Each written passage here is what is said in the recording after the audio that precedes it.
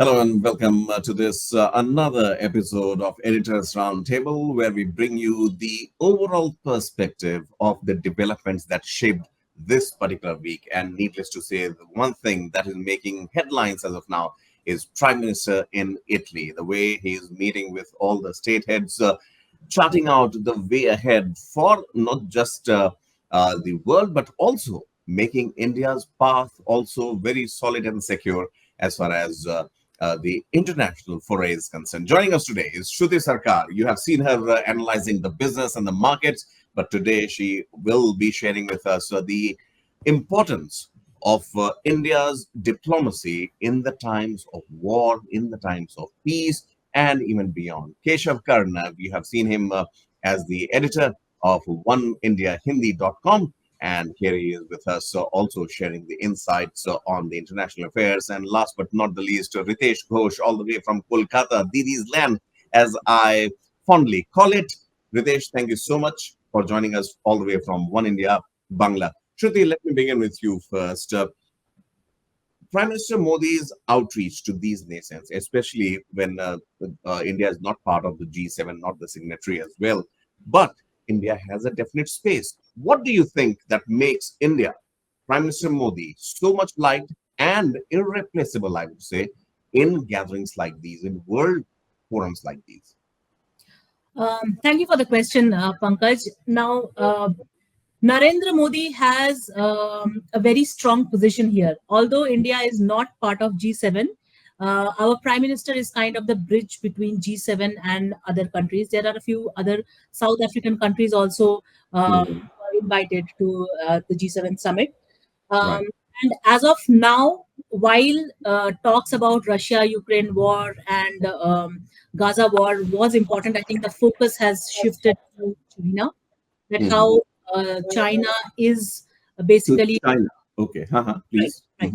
That how China is basically supplying semiconductor chips to Russia, which could be a global. China has the capacity to manufacture and Mhm. supply Okay. huge amount of semiconductors to Russia. Russia. And although there has been sanctions by EU and many sanctions by different countries to Russia, I think Mhm. Russia also holds a very strong position. India, as of now, has a very diplomatic stance against this. Although Prime Minister, although the British PM Rishi Sunak or Biden had, they have imposed sanctions to Russia, and they don't want to talk. They have a very strong stance against Russia as of Yeah. now. What Right. is interesting in this summit is that Pope Francis is going to be talking Mhm. about artificial intelligence. I think this is a historic moment where I think this is the first time that he's going to come and join the EU summit and G7 summit and going to express his views on artificial intelligence, which is obviously talk of the hour. So that is something. Absolutely. I also think that Prime Mhm. Minister Modi will probably have a word with Canadian Prime Minister Justin Trudeau, and um, we have some kind of dented relationship, I think, right now, and we'll see how it goes. It Right. may be mended. Shruti, absolutely. See, the points that you mentioned, I completely concur here. And Keshav, I would like to draw your attention towards the very fact that, see, we just had an elections in the country, and the BJP, the ruling party from which Prime Minister Modi comes, uh, has faced, if not a setback, some sort of losses have been there, as we all know. Now, knowing the foothold that Prime Minister Modi has in India, the world's biggest democracy, there are certain issues which also could be an eyesore for India. Keshav, how do you see the stance of US, Canada, Germany for that matter, on the issue of the alleged Pannu murder plot? They have said that they will raise it at a very serious level. How do you see this as a setback, or India could come out of it all clean?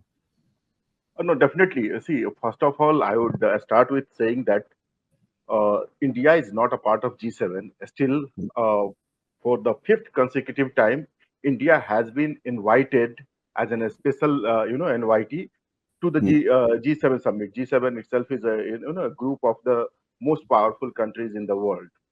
So it definitely approves of the growing prowess of India on the global sphere. Mm-hmm.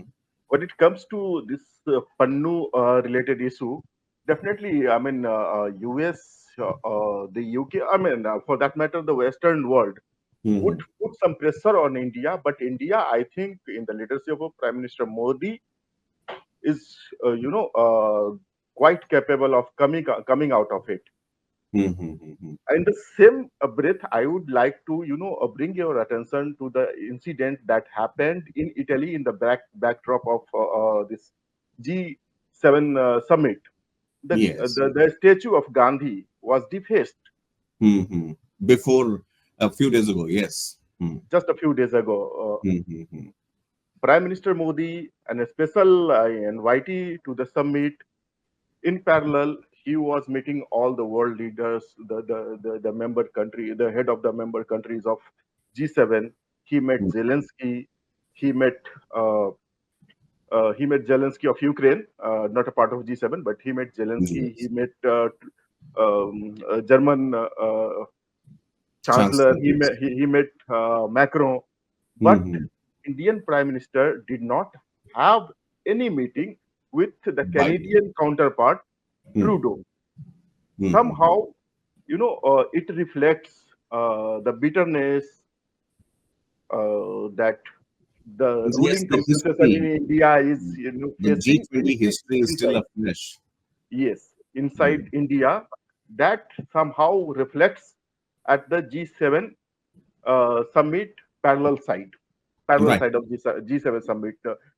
Prime Minister not having any word with Trudeau is Mm-hmm. something which will bring the attention of the world media, and it approves a kind of commitment of not making any compromise with India's interest when it comes to taking the external forces or the non-state elements like Khalistani, Mm-hmm. because Right. this Gandhi's statue was allegedly defaced by Khalistan supporter unsocial elements. Right. You're right, Keshav. Uh, Ritesh, you come from a state which primarily, is being seen as against, Prime Minister Modi and his policies, if I may speak in general terms.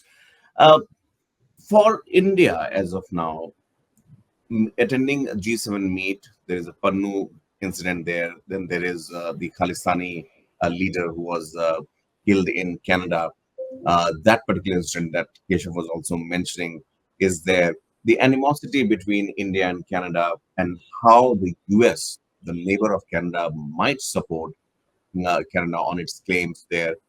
Do you believe that these international affairs also somewhere down the line put India on the spot? कहीं ना कहीं ऐसा लगता है कि भाई भारत के लिए सब कुछ hunky dory नहीं है.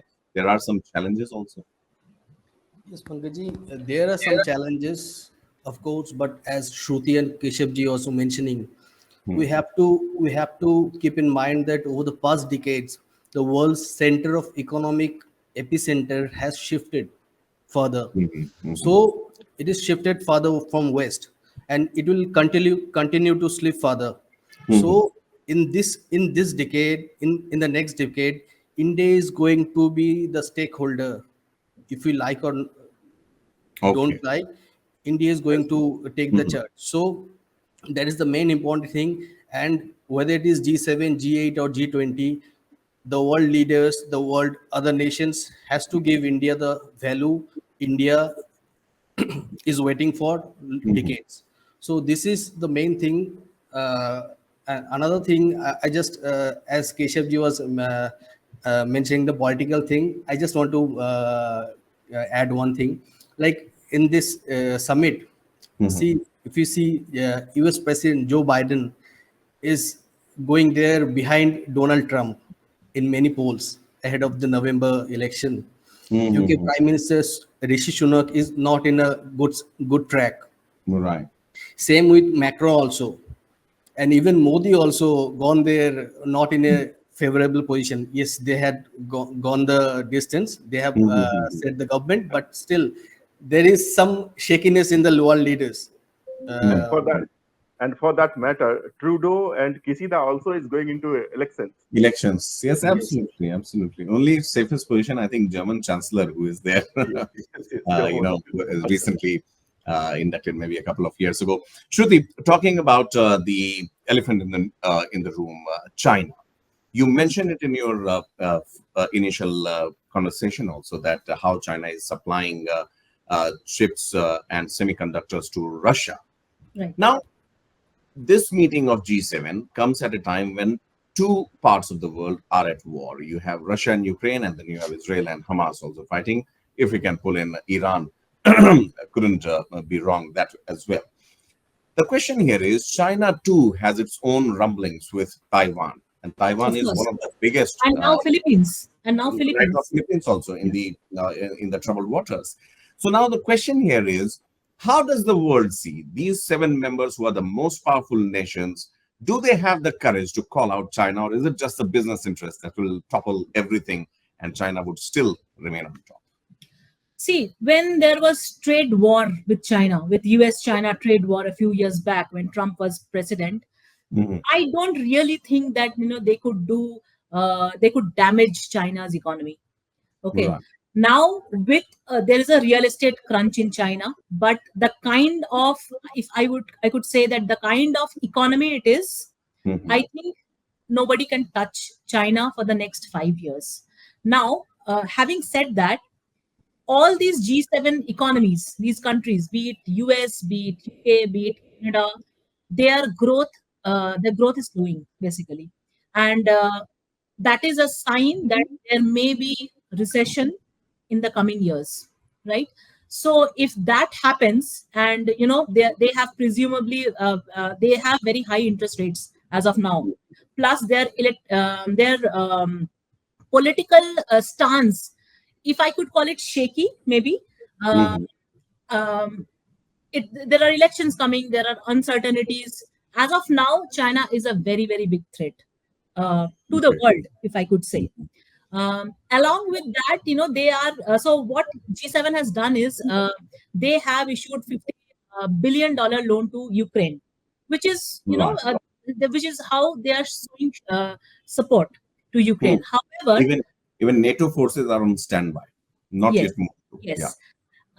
However, if you deep dive into this, US debt is $34 trillion, and Okay. these countries, and most of the countries are in debt except I think Germany. So with so much debt, with the Mhm. economy being probably showing signs of a recession now, high Mhm. interest rates, there's political uncertainty, there are major uncertainties involving immigrants. There's a Mhm. war going on between the very strong war between immigrants and the local people of America, of Canada, right? So it looks unstable to me. It looks like that Mhm. this could be unstable in future too.